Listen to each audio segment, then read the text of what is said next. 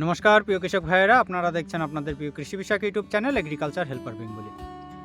প্রিয় কৃষক ভাইয়েরা, এই যে দেখছেন, দেখুন আমি কিন্তু দাঁড়িয়ে আছি। এটা আমার জমি বলবো না, এটা আমার কাকার জমি। সেইখানে এটা পটলের জমি ছিল। পটল জমিটা শেষ করে আমি আপনাদেরকে দেখাচ্ছি যে পটলের জমিতে কিন্তু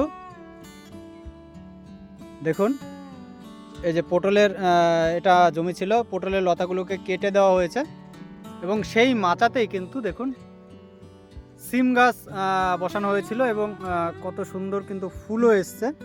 এবং তার পাশাপাশি এই দেখুন সিমগুলো কিন্তু দেখতে পাচ্ছেন। এবার যে বিষয়টা নিয়ে আমরা আলোচনা করব সেটা হচ্ছে এই যে সিম গাছে যখন ফুল আসে তখন একটা বিষয় বলবো না, অনেক কটা বিষয় কিন্তু আমরা দেখতে পাই, যে বিষয়গুলো নিয়ে এই ভিডিওতে আমি চেষ্টা করব যে সেই বিষয়গুলো তুলে ধরার। প্রথমত যেটা একটা দেখতে পাই সেটা হচ্ছে ফুল ঝরে যাওয়া। এই যে ফুলগুলো আপনারা দেখবেন অনেক সময় এই ফুলগুলো কিন্তু প্রচুর পরিমাণে কিছু কিছু জমি আছে যেগুলো ঝরে যায়। এবার এখানে দুটো কন্ডিশন হতে পারে, সেটা হচ্ছে এখানে ছত্রাকের আক্রমণ হতে পারে, কীটের আক্রমণ হতে পারে। আবার আপনি যদি এই পটলের জমিতে সময় মতো জল না দেন তাহলেও কিন্তু এই সমস্যাটা আসতে পারে, ফুল ঝরে যাওয়ার সমস্যা। আবার তার পাশাপাশি আপনি যদি এই জমিতে অনবরত জল দিতে থাকেন অন্যান্য ফসলের মতো, যে জমিটা সবসময় জো কন্ডিশনে রাখবেন, সেক্ষেত্রে আবার একটা সমস্যা আসবে, সেটা হচ্ছে গাছ দেখবেন খুব লতিয়ে যাবে বা দামিয়ে যাবে, যে যেটাই বলুন, এবং যার পরিবর্তিতে আপনার ফুল আসলেও ঠিকমতো ফল আসবে না বা ফল টিকবে না। এই সমস্যাটাও আমরা কিন্তু সিমের ক্ষেত্রে বিশেষ করে দেখতে পাই। এছাড়া সিমের যে আপনার ফল ছিদ্রকারী পোকা, যার একটা বিরাট আক্রমণ কিন্তু আমরা ফসলে দেখতে পাই। আর একটা কী দেখতে পাই সেটা হচ্ছে আমাদের বলা যেতে পারে সেটা হচ্ছে জাপ পোকা। এই যে ওয়েদারটা যখনই দেখবেন হালকা একটু গরম ভাব পড়বে, দেখবেন জাবের আক্রমণ খুব ব্যাপক পরিমাণে দেখা যায়। এই আগার দিকগুলো একটু লক্ষ্য রাখবেন, দেখবেন জাবের আক্রমণ দেখতে পাবেন। এছাড়া মোটামুটি সিমের কিন্তু খুব একটা যে অন্যান্য রোগ বা পোকার আক্রমণ হয়ে থাকে এই রকম কিন্তু হয় না। আর একটা বিষয় সেটা হচ্ছে আমরা এই সময় বিশেষ করে এই যখন ফুল আসবে এই সময় সিম গাছের ক্ষেত্রে কীরকম খাবার ব্যবস্থা এবং কীরকম স্প্রে ব্যবস্থা আমরা রাখবো সেই বিষয়টা নিয়ে অল্প কিছুর মধ্যে আমরা আলোচনা করবো এই ভিডিওতে। একটা একটা করে আসি। সেটা হচ্ছে এই যে ফুল ঝরে যাওয়ার যে সমস্যা, সেটা আমরা কি বললাম যে এক হতে পারে আপনার ছত্রাকের আক্রমণ।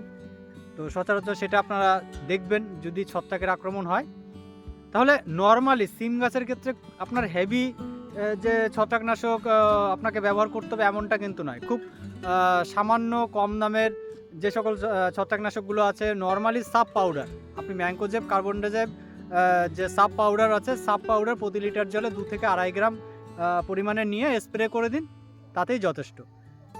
তাতেও যদি না হয় তাহলে আপনি যেটা করতে পারেন সেটা হচ্ছে ক্যাব্রিওটপ স্প্রে করলেও কিন্তু এই সমস্যাটা আপনার অনেক কন্ট্রোল হয়ে যাবে। এছাড়া আপনারা যদি শুধু ম্যাঙ্কোজেব, যেটা ডাইথেনেম আমরা M45 বলে থাকি বা ইন্দোফিল M45, ম্যাঙ্কোজেব ব্যবহার করুন, তাতেও এই সমস্যা আপনার ছত্রাকের যদি কোনো সমস্যা হয়ে থাকে সেগুলো কেটে যাবে। এরপরে যেটা আসবো সেটা হচ্ছে জল ব্যবস্থা নিয়ে। কারণ আমরা প্রথমে বললাম যদি মাটি খুব শক্ত থাকে সেক্ষেত্রে কি হয়, অনেক সময় ফুল ঝরে যাওয়ার সমস্যা হয়। সেক্ষেত্রে আমরা জল ব্যবস্থাটাকে এখানে একটুখানি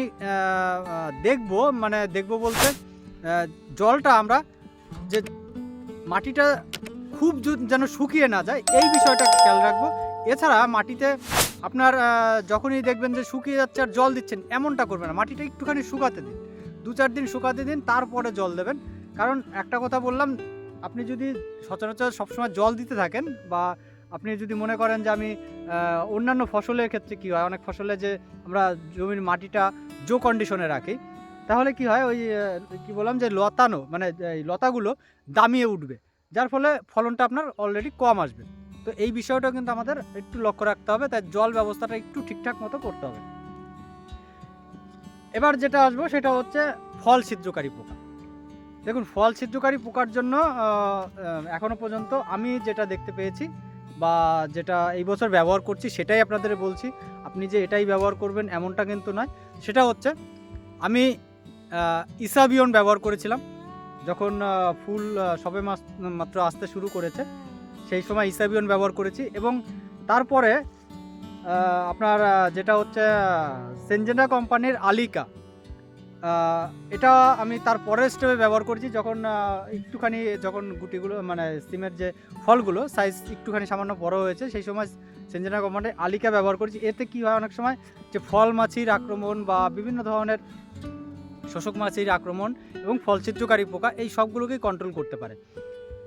আপনার যে কোনো এই একটুখানি হেভি টাইপের কিন্তু কীটনাশক আপনাকে ব্যবহার করতে হবে, কারণ আপনি চাইলে ওই পোফেক্স সুপার, হামলা বা সাইফারমেথ্রিন, আলফামেথ্রিন এই সব গ্রুপের যদি আপনি কীটনাশকগুলো ব্যবহার করেন, এখন আর ঠিক মতো কাজ করছে না।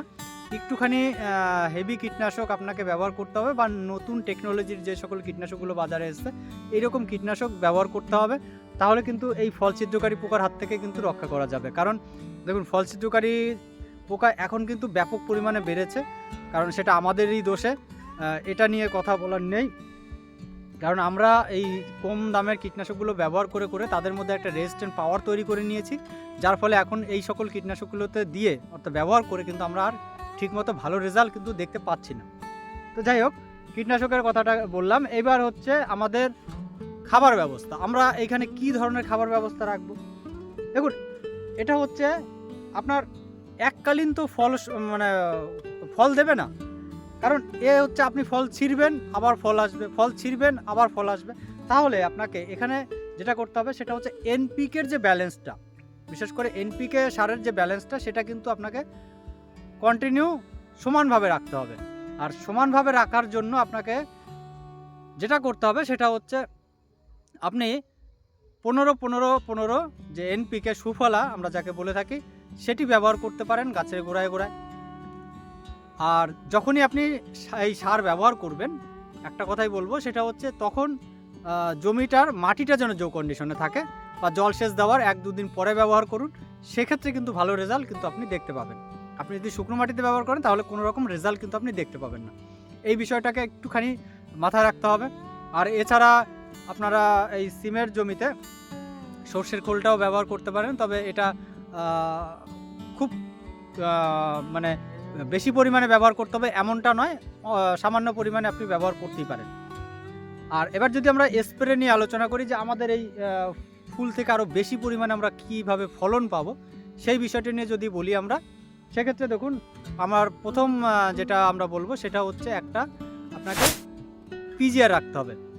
এবার একটা পিজিআর মানে আপনি একবার ফসল তুললেন এমনটা কিন্তু নয়, আপনাকে ঘুরিয়ে ফিরিয়ে পিজিআরগুলো ব্যবহার করতে হবে। আমি যে পিজিআরগুলো ব্যবহার করি বা আমার কাছে সবসময় যেটা থাকে সেটা 1 নাম্বার হচ্ছে আপনার নাইট্রোব্যাঞ্জন, যেটা আমরা বুম ফ্লোয়ার বলে থাকি। নাইট্রোব্যাঞ্জন পিজিআরটা ব্যবহার করি, কারণ এটা খুব ভালো রেজাল্ট দিয়ে থাকে আমাদের। বিশেষ করে আমি অনেক ফসলেই কিন্তু এই নাইট্রোব্যাঞ্জন যে পিজিআরটা এটা কিন্তু ব্যবহার করি, বিশেষ করে এই সকল। এছাড়া পটলের জমিতেও আমি ব্যবহার করেছি, সেখানেও মোটামুটি ভালো রেজাল্ট এসছে। তো নাইট্রোব্যাঞ্জনটা আমি ব্যবহার করি। এর পাশাপাশি আপনারা যেটা করবেন, একবার নাইট্রোজেন ব্যবহার করলেন, একবার ইসাবিয়ন ব্যবহার করবেন। ইসাবিয়ন যদিও বা আস্তে আস্তে মার্কেটে খুব কম পাওয়া যাচ্ছে এখন, কারণ জানি না কেন। আর এছাড়া আপনারা কোয়ান্টিস ব্যবহার করতে পারেন। এগুলো নর্মালি ব্যবহার করে রাখবেন, তবে ঘুরিয়ে ফিরে। আপনি একবারে সবগুলো ব্যবহার করছেন এরকম না, 7 দিন 10 দিন পর পর ঘুরিয়ে ফিরে ব্যবহার করবেন। এবার আসবো কিছু অনুখাদ্য নিয়ে, যে অনুখাদ্যগুলো আমাদের কিন্তু ব্যবহার করতেই হয়। নর্মালি আমাদের এখানে বোরন, জিঙ্ক তো দরকারি। তো আপনারা যেটা করতে পারেন একদম কম্বিনেশন কীরকম, আপনারা যেটা হচ্ছে ট্রাস্কো 5 যে অনুখাদ্যটা পাওয়া যায় সেই ট্রাস্কো 5টা ব্যবহার করতে পারেন।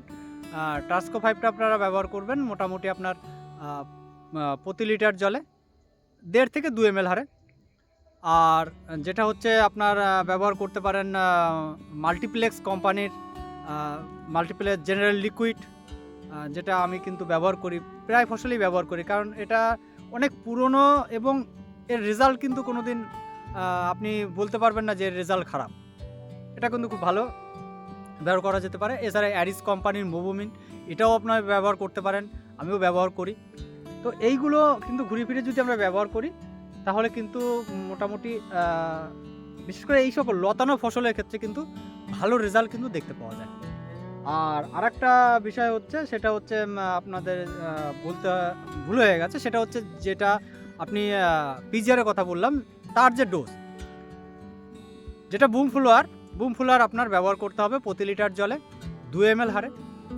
আর যদি ইসাবিয়ন ব্যবহার করেন তাহলে ইসাবিয়ন আপনার প্রতি লিটার জলে 2 ml হারে, এবং কোয়ান্টিসও আপনার প্রতি লিটার জলে 2 ml হারে ব্যবহার করতে পারেন। এছাড়া আপনারা গোদরেজ কোম্পানির ডবল সেটাও কিন্তু ব্যবহার করতে পারেন, সেটাও খুব ভালো কাজ দিয়ে থাকে। এছাড়া নর্মালি আর কোনো পিজিআর ব্যবহার করার প্রয়োজন পড়ে না। আপনারা যদি বলেন যে কালটার, অনেকেই কমেন্ট করতে পারেন, কারণ দেখেছি যে অনেকেই এই বিষয়টা নিয়ে খুব এক্সাইটেড, কেন জানি না। কালটার, লিওসিন, চমৎকার এইসব পিজিআর কেন ব্যবহার করতে চান, কারণ আমি দেখুন ওইগুলোকে অ্যাভয়েড করে চলি বিশেষ করে, কারণ ওইগুলো ব্যবহার করলে যদি ঠিক টাইমে ব্যবহার করা যায় তাহলে রেজাল্ট পাওয়া যায়, কিন্তু আপনি যদি সঠিকভাবে ব্যবহার না করেন তাহলে ওর রেজাল্ট কিন্তু আপনি পাবেন না, বরং ক্ষতি হয়ে যাবে। তাই ওইগুলোকে অ্যাভয়েড করে থাকাই ভালো। অন্যান্য অনেক পিজিআর আছে যেগুলো ব্যবহার করলে ভালো ফলন পাওয়া যায়। তো এই বিষয়টা আমরা মোটামুটি যদি করি তাহলে কিন্তু আমাদের বলা যেতে পারে এই সিমের ফসল তো বটেই, আপনি যে কোনো লতানো ফসল চাষ করবেন তাতে যদি এগুলো ব্যবহার করা যায় তাহলে কিন্তু ভালো রেজাল্ট পাওয়া যায়। আর আরেকটা কথা না বললেই নয়, সেটা হচ্ছে সিউইড। আমি বারবার বলবো, বিশেষ করে এই শীতকালীন ফসলের ক্ষেত্রে সিউইডটা কিন্তু আপনারা 1-2 বার, যে কোনো ফসল যেটা করছেন আপনি 1-2 বার কিন্তু স্প্রে করবেন। আর যদি মাটিতে দিতে পারেন তাহলে তো আরও ভালো কাজ পাওয়া যায়। তাছাড়াও 1-2 বার যদি আমরা স্প্রে করে রাখি তাহলে কি হয়, গাছের গ্রোথটাও ভালো থাকে, ফলনটাও আমরা কিন্তু বেশি পাবো। তো প্রিয় কৃষক ভাইয়েরা, আশা করি এই ছোট্ট ভিডিও থেকে আপনাদের কিছুটা হলেও উপকার আসবে। আর যদি ভিডিওটি ভালো লেগে থাকে তাহলে ভিডিওকে একটি লাইক করবেন, ভিডিওটি শেয়ার করবেন, আর কেউ যা থাকলে অবশ্যই কমেন্ট করে জানাবেন। তাহলে আজ এই পর্যন্তই, দেখা হবে পরবর্তী ভিডিওতে। নমস্কার।